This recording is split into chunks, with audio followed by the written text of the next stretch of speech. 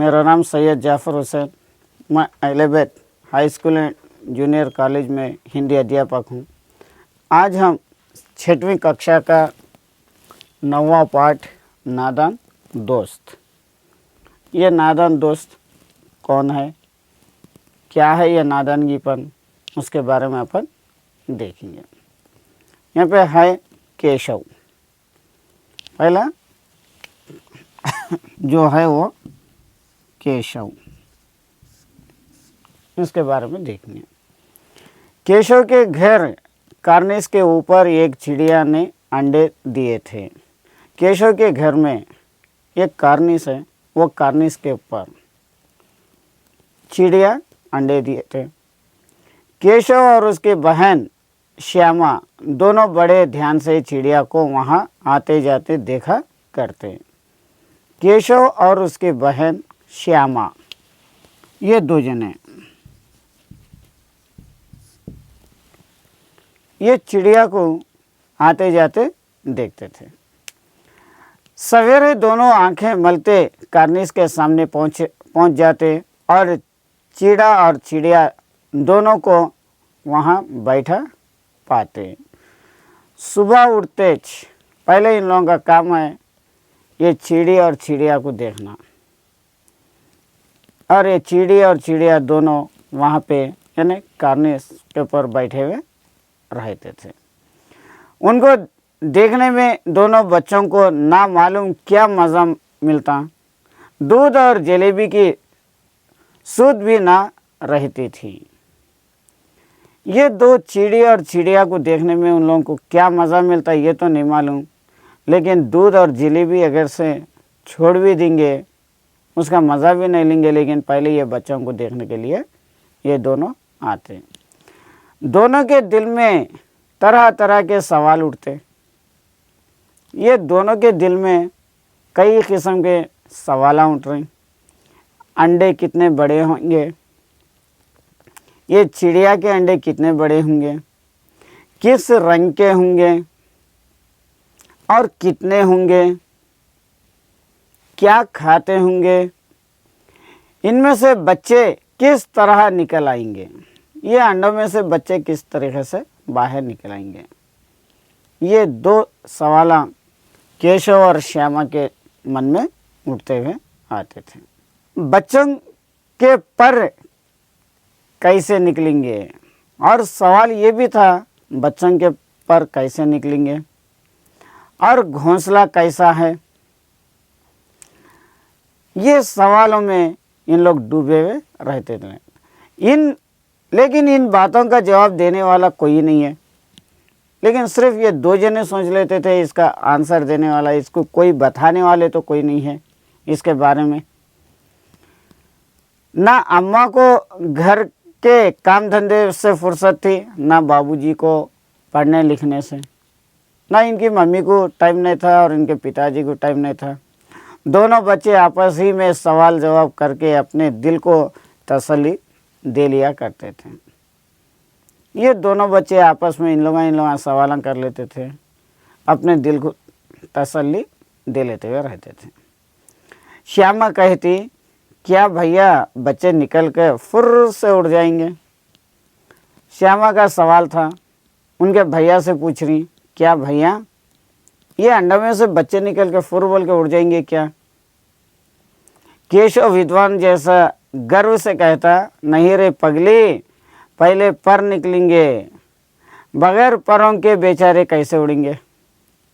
ये ना बहुत बड़ा विद्वान है तो ऐसा बोलते रहता, अपनी बहन को समझाता कि ए पगली, पहले चिड़िया के पर निकलेंगे, बगैर परों के इन लोग उड़ेंगे कैसा।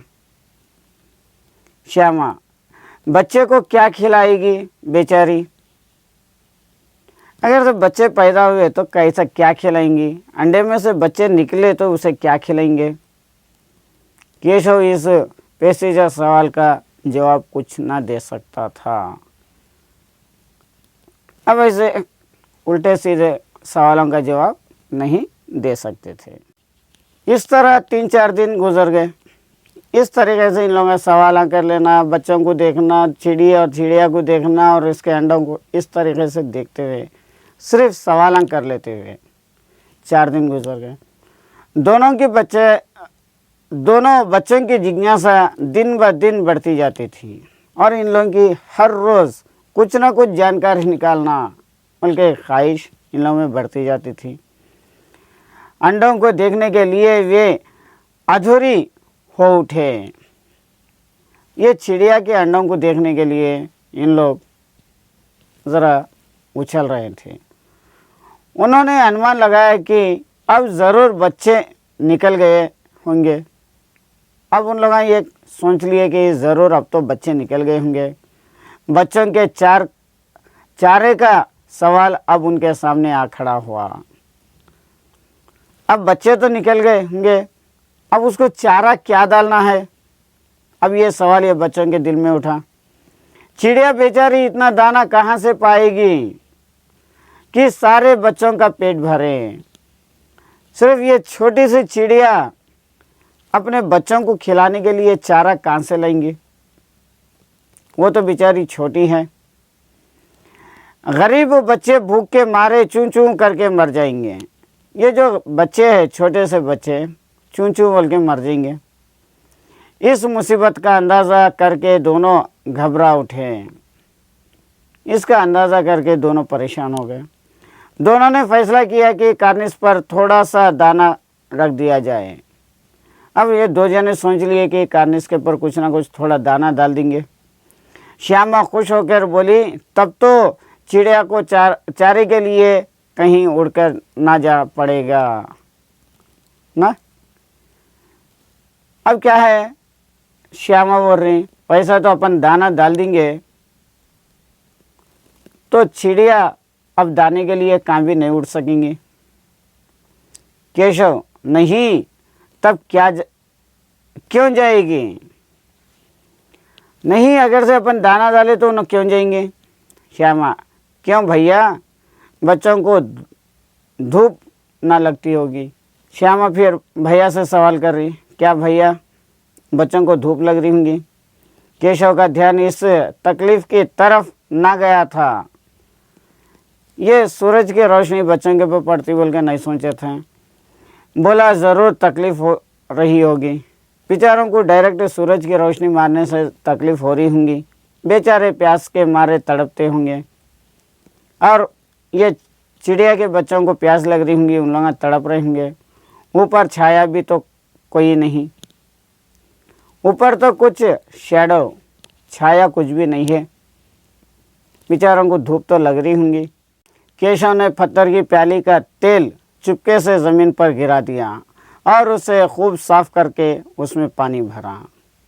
केशव क्या कर रहा है, यहाँ पे एक पत्थर की प्याली है, उसमें तेल था, तो चुपके से उसे ज़मीन पे गिरा दिया और उसे लेके जाके धो दिया और उसमें पानी भर के कार्निस पे रख दिया। अब चांदनी के लिए कपड़ा कहाँ से आएगा? अब तो ये सूरज की रोशनी मार रही, उसको बचाने के लिए कपड़े कहाँ से आएंगे? फिर ऊपर बगैर चिड़िया के कपड़े ठहरेगा कैसे, और छड़ियाँ खड़ी होंगी कैसे, और ऊपर बगैर छड़ियों के एक पर्दा कैसा पड़ेगा, और ये छड़ियाँ कैसा ठहरेंगे कार्निस पे? केशव बड़ी देर तक इसी उधड़-बुन में रहा। केशव क्या इस तरीके से खाली इसमें उसे किस तरीके से बचाएंगे बोल के सोच में रहा। आखिरकार उसने यह मुश्किल भी हल कर दी। आखिरकार इन्हें ये भी इसका मसला भी हल कर लिया। श्यामा से बोला, जाकर कूड़ा फेंकने वाली टोकरी उठा लाओ। फ़ौरन जाके जो कचरा उठा के फेंक रहे हैं वो टोकरी लेके आओ। अम्मा जी के मत देखना, माता जी को मत देखिए, फ़ौरन उठा के लाइए। श्यामा, वो तो बीच से ही फटी हुई है, उसमें से धूप ना जाएगी। श्यामा, वह तो बीच से फटी हुई है, वो जो चीज़ है वो बीच में से फटी हुई है, उसमें से धूप ना जाएगी। उसमें से धूप तो बिल्कुल नहीं जाएगी, पूरा अंधेरा हो जाएगा। केशव ने झुलस कर कहा, तू टोकरी तो ला, मैं उसका सुराख बंद करने की कोई हिकमत निकालूंगा। तू तो पहले वो टोकरी लेके आ, उसका सुराख अगर से रहा तो किस तरीके से बंद करना, रोशनी किस तरीके से आना है, उसका भी हल निकालेंगे। श्यामा दौड़कर टोकरी उठा लाई। उन्हें भागते हुए जाके वो टोकरी लेके आई। केशव ने उसके सुराख में थोड़ा सा कागज़ ठूंस दिया और तब टोकरी की एक टहनी को टिकरा कर बोला, देख ऐसे ही घोंसले पर उसका आड़ कर दूंगा, तब कैसे धूप जाएगी। श्यामा भागते हुए जाके टोकरी लेके आई। उसमें से जो सुराख था वो सुराख बंद कर दिए। टोकरी का सुराख जो था वो सुराख बंद कर दिए, कागज़ों से उसे बंद कर दिए और उसे एक कोने में ठहरा कर दिए। और जब बोलने लगा केशव, अब इसके अंदर धूप कैसी जाएगी। श्यामा ने दिल में सोचा, भैया कितना चालाक है। बेचारी ने दिल में सोच ली, भैया बहुत होशियार है, कितना अच्छा काम कर ले रहे। गर्मी के दिन थे, बाबूजी दफ्तर गए हुए थे। उस दिन गर्मी के थे, बाबूजी भी दफ्तर गए हुए थे। अम्मा दोनों बच्चों को कमरे में सुला के खुद सो गई थी। इनकी माताश्री दोनों बच्चों को सुला के उन्होंने कमरे में जाके सो गई थी। लेकिन बच्चों की आंखों में आज नींद कहाँ, लेकिन ये बच्चों को नींद नहीं आ रही थी। अम्मा जी को बहलाने के लिए दोनों दम रोके आंख बंद कर लिए, मौके का इंतज़ार कर रहे थे। ज्यों ही मालूम हुआ कि अम्मा जी अच्छी तरह से सो गई, दोनों चुपसे से उठे और बहुत धीरे से दरवाजे की सिटकानी खोल के बाहर निकल गए। और ये दो बच्चे के सोने के लिए माता से कहने पर, इनके माता कहने पर ये दोनों बच्चे सोए तो ऐसा एक्शन करें, और माँ समझ ली कि ये दो जने सो गए और इन्होंने जाके अपने कमरे में सो गई। और उसके बाद दोनों बच्चे माँ सोई नहीं सोई बोल के इंतज़ार देखे, गहरी नींद में माँ थी। और फ़ौरन ये दो जने उठे, धीरे से उठ के आके दरवाज़ा खोले और बाहर निकल गए। अंडों की हिफाजत की तैयारियां होने लगी। वहाँ पे जो अंडे हैं वो अंडों की हिफाजत करने के लिए तैयारियां हो रही थे। केशव कमरे से एक स्टूल उठा लाया। केशव गया अंदर से कमरे में से एक स्टूल उठा के लाया, लेकिन जब उसने काम न चला तो नहाने की चौकी लाके स्टूल के नीचे रखी और डरते डरते स्टूल पर चढ़ा। और स्टूल के पर से उसका हाथ नहीं गया कार्निश पर। नहाने की एक चौकी लेके आके रखे, उसके पर स्टूल रख के और चढ़ने लगे। श्यामा दोनों हाथों से स्टूल पकड़ हुई थी। वो स्टूल कहाँ गिरता कि बोलते केशव डर रहा था। और श्यामा के स्टूल पकड़ी हुई थी।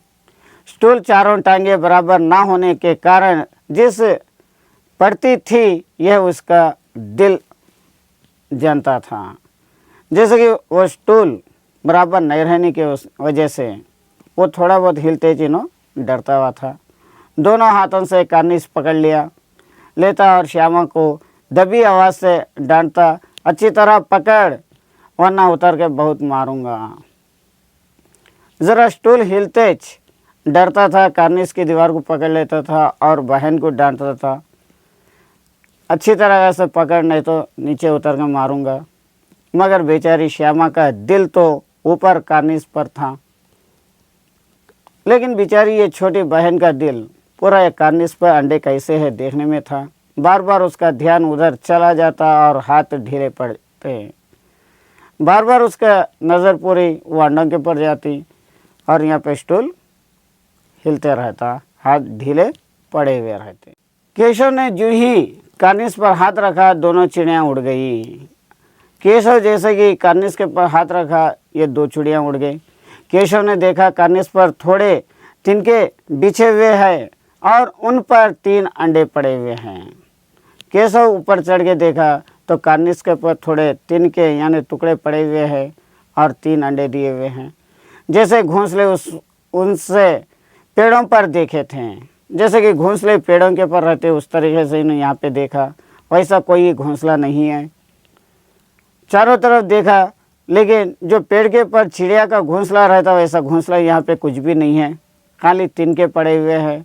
वहाँ पे 4 अंडे दिए हुए, 3 अंडे दिए हुए हैं। श्यामा ने नीचे से पूछा, क्या भैया बच्चे हैं क्या? श्यामा नीचे से पूछ रही, क्या भैया बच्चे हैं क्या? केशव, 3 अंडे हैं, अभी बच्चे नहीं निकले। यहाँ पे 3 अंडे हैं, बच्चे तो नहीं हैं। श्यामा, ज़रा हमें दिखा दो भैया कितने बड़े हैं, ज़रा वो अंडे कितने बड़े हैं तो मुझे भी दिखा दो। केशव, दिखा दूंगा, पहले ज़रा चितौड़ ले आ। पहले तो दिखा दूंगा, लेकिन थोड़ा कौन से भी थोड़े कपड़े लेके आ, नीचे बिछा दूं। ये छोटे टुकड़े, कपड़ों के टुकड़े उसे नीचे बिछा दूंगा। बेचारे अंडे तीनों पर पड़े हैं, बेचारे ये अंडे तिनकों के पर पड़े हुए हैं। श्यामा दौड़कर अपनी पुरानी धोती फाड़कर एक टुकड़ा लाई। श्यामा भागते हुए गई और भागते हुए जाके अपनी पुरानी धोती का एक थोड़ा कपड़ा फाड़ के लाई।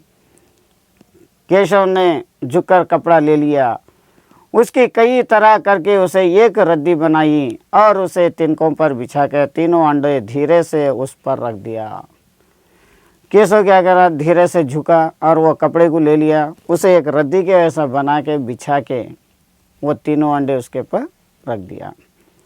श्यामा ने फिर कहा, हमको भी दिखा दो भैया। फिर श्यामा यहाँ से पूछने लगी नीचे से, हमको भी बता दो भैया। केशव, दिखा दूंगा, पहले ज़रा वो टोकरी तो दे दो, ऊपर छाया कर दूं। दिखाऊंगा, पहले तो टोकरी दे दो, ऊपर शैडो कर देंगे, यानी छाया कर देंगे। श्यामा ने टोकरी नीचे से थमा दी और बोली, अब तो उतर आओ, मैं भी तो देखूं। श्यामा धीरे से वो टोकरी उसके हाथ को दे दी, केशव के हाथ को, और धीरे से बोलने लगी, अब आप उतर जाओ, मैं भी देखूंगी। केशव ने टोकरी को एक टहनी से टिका कर कहा, जा दाना और पानी की प्याली ले आ, मैं उतर आऊँ तो तुझे दिखा दूंगा। जाओ अब जाके दाना और पानी लेके आओ एक प्याली में, उसके बाद मैं उतर के तुझे बताऊंगा। श्यामा प्याली और चावल भी लाई। बेचारी श्यामा क्या है, चावल और प्याली भी लेके आई। केशव ने टोकरी के नीचे दोनों चीज़ें रख दी और आहिस्ता से उतर आया। ये दोनों चीज़ें, चावल और प्याली के टोकरी के नीचे रख दिया और आहिस्ता से उन उतर गया। श्यामा ने गिड़गिड़ा कर कहा, अब हमको भी चढ़ा दो भैया। अब श्यामा भी बेचारी देखने के लिए बेचैन थी, उन्होंने गिड़गिड़ा के बोलने लगी, भैया मेरे को भी चढ़ा दो। केशव, तू गिर पड़ेगी। अब केशव बोलने लगा कि तू गिर पड़ेगी। श्यामा, ना गिरूंगी भैया, तुम नीचे से पकड़ रहे ना। भैया मैं तो नहीं गिरूंगी, तुम नीचे से पकड़ लो। केशव, ना भैया, कहीं तो गिरा पड़ी तो अम्मा जी मेरी चटनी ही कर डालेंगी। अगर से तू नीचे गिर गई तो अम्मा मेरे को मारेंगी, कहेंगी कि तूने ही चढ़ाया था, उन्हें बोलेंगी कि तू ही चढ़ाया। क्या करेगी देखकर, ये अंडों को देख के क्या करेगी। अब अंडे बड़े आराम से है, अब तो अंडे बड़े आराम से है। जो चीज़ ये कपड़ों के नीचे रख दिए, कपड़ों के ऊपर अंडों को रख दिए और टोकरी ऊपर से रख दिए। जब बच्चे निकलेंगे तो उसे पालेंगे, जब बच्चे निकलेंगे तो अपन उसे पालेंगे। दोनों चिड़िया बार बार कार्निश पर आती थी। ये दोनों चिड़िया भी बार बार कार्निश पर आते थे और बगैर बैठे ही उड़ जाती थी, और ये अंडों के ऊपर नहीं बैठते थे, फ़ौरन उड़ जाते थे। केशव ने सोचा, हम लोगों के डर से नहीं बैठती। केशव के फिर सोचने लगा कि हम लोगों के डर से उन्होंने नहीं बैठ रही। स्टूल उठाकर कमरे में रखाया। अब स्टूल लेके जाके कमरे में रख दिए। चौकी जहाँ की थी वहाँ रख दिए। चौकी कहाँ से लाए थे, फिर वहाँ पे लेके जाके रख दिए। ये था आज का पाठ।